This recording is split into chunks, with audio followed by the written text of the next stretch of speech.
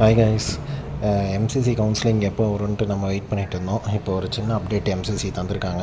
என்னென்னா உங்கள் வெப்சைட்டை வந்து அப்டேட் பண்ணியிருக்காங்க. வேறு எதுவும் இல்லை, கரண்ட் ஈவெண்ட்ஸ் எல்லாத்தையும் தூக்கிட்டு இப்போ 2025க்கு ஆக்சுவலாக நேற்று வரைக்குமே 24 தான் இருந்துச்சு.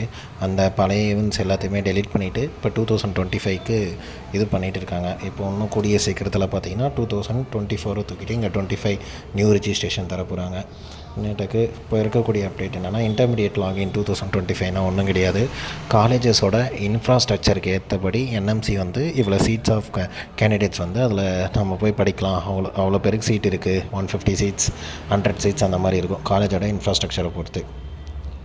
அதுக்கான என்எம்சி வந்து ஒரு வருஷத்துக்குமே ஒன்று அப்டேட் பண்ணுவாங்க.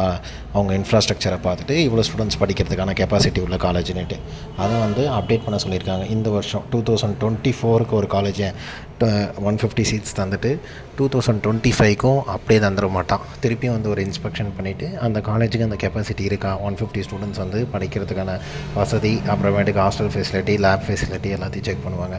அந்த மாதிரி இருக்கான்னு செக் பண்ணி ஒரு லைசன்ஸ் தருவாங்க. அதோ அப்டேட் பண்ணுறதுக்கான ஒரு லாகின் தந்திருக்காங்க, இன்டர்மீடியட் லாகின் அப்படின்ட்டு. இதுக்குள்ளார போய் பார்த்திங்கன்னா காலேஜோட பேர், அவங்களுக்கு ஒரு யூசர் ஐடி இருக்கும், பாஸ்வேர்டு இருக்கும், அதை போட்டு என்ட்ரி பண்ணுறதுக்கு தான் இதை தந்திருக்கிறது.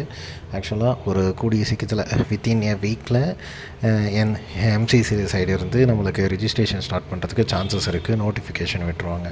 Thank you guys. லைக் பண்ணுங்கள், சப்ஸ்கிரைப் பண்ணுங்கள். ஏதாச்சும் நீட் படி அப்டேட் வந்து நான் தந்துகிட்டே இருக்கேன். எந்த டவுட் இருந்தாலும் கமெண்டில் கேளுங்கள்.